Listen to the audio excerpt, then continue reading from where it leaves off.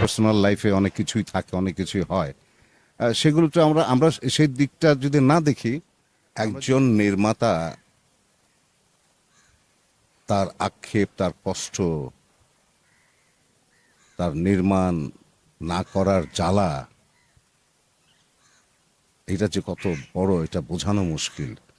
অবশ্যই ইচ্ছা আছে, আল্লাহ যদি কখনো সুযোগ সুবিধা দেয়, ভালো কিছু পাই, ভালো সাবজেক্ট পাই, ভালো ফিনান্সার পাই, অবশ্যই বানাবো।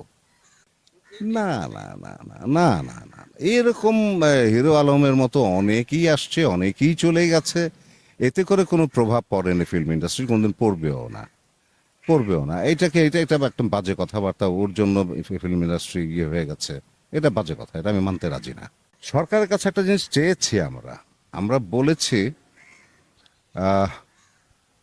সরকার তো প্রণোদনা দিতে চাচ্ছেন, সরকারের কাছে আমরা অনুরোধ করব যে আপনি যে প্রণোদনাটা দিতে চাচ্ছেন সেইটা আমাদের এফডিসির মাধ্যমে দেন, এফডিসি ফিনান্স করুক।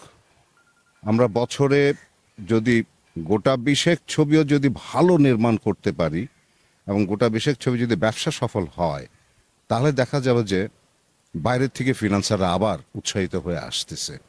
তো ওইটুকু করার জন্য সরকার যদি আমাদের প্রণোদনা দেন, তাহলে পরে আমরা ইন্ডাস্ট্রিটাকে চেষ্টা করব জায়গার মতো ঘুরে ফেরানোর জন্য। দুটি ছবি ভালো, ব্যবসা সফল।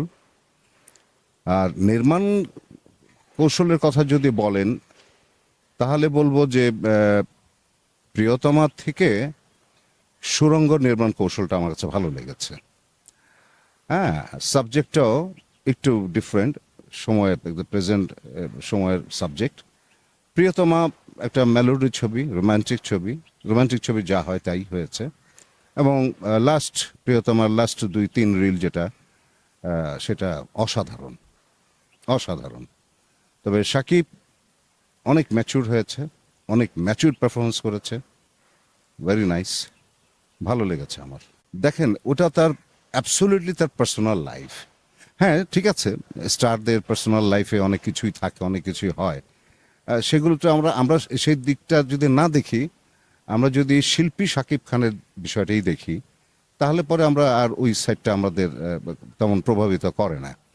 আর পার্সোনালি তো অনেকের অনেক রকমেরই রিউমার আছে, অনেকের অনেক রকমের স্ক্যান্ডেল আছে, আমরা কয়টাই বা এত রিগার্ড করতে পারি, তাই না? আসলে কেউ কারো জায়গা নিতে পারে না, এটা কখনই রিপ্লেস হয় না, যে যার মতো করে হয়। সালমানের মতো ছিল, সাকিবের মতো আছে, মান্নার মতোই ছিল। যার যার পার্সোনাল যে ইয়েগুলো আছে, কি বলে এটাকে, তার ফ্যান গ্রুপ, এরা কিন্তু কেউ এই দল ছেড়ে ওই দলে যায়নি। সালমানের ফ্যানরা মান্নার দলে যায়নি, বা মান্নার ফ্যানরা সাকিবের দলে আসেনি। তো যার যার ফ্যান তার কাছেই আছে। আর রিপ্লেসমেন্ট কখনো হয় না। একজন কিশোর কুমার চলে গেছে, আরেকটা কিশোর কুমার তৈরি হয় নাই, কিন্তু কুমার শানু তৈরি হয়েছে, যে কিশোর কুমার হয়নি। লতা মঙ্গেশকর চলে গেছে, লতা মঙ্গেশকর কিন্তু হয়নি। আর শ্রেয়া ঘোষাল আসছে, অন্যান্য শিল্পীরা আসছে।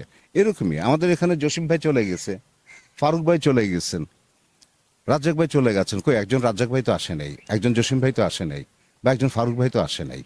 আরো নতুন নতুন কেউ আসবে, তাই না?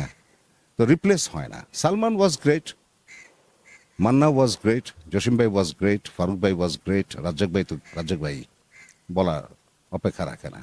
লাখো কণ্ঠের দর্শকদের ধন্যবাদ, লাখো কণ্ঠের কলাকুশলীদেরকে ধন্যবাদ, আর লাখো কণ্ঠের সাফল্য কামনা করছি আমি। দোয়া করবেন আমার জন্য। আমি একটু অসুস্থ, তারপরও বেঁচে আছে আল্লাহর দোয়া, আপনাদের দোয়ায়। আল্লাহ হাফেজ।